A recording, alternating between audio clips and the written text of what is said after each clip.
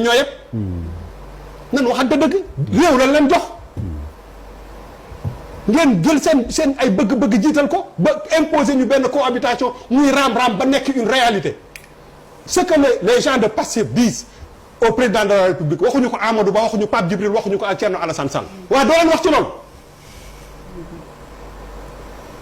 vice versa ñii di xuloo ñii di xeex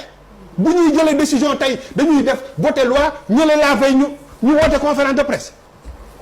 ñun sénégalais ñu toog rek di leen seetaan foog ni yéen a moom réew mi mais dañ leen dañ waxante woon ak yéen te li gën a bon mooy nga am benn parti boo xam ne wóoratu la après tu vois un président isolé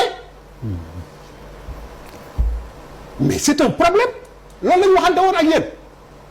ba ngeen ànd ne diw mooy diw Diomaye Sonko mooy Diomaye loolu ngeen waxoon sénégalais dañ ci li ñu basé wu ci li ngeen waxoon moo tax ñu fal leen boo leen doxalee leneen sénégalais dañuy gis que li ngeen leen waxoon ak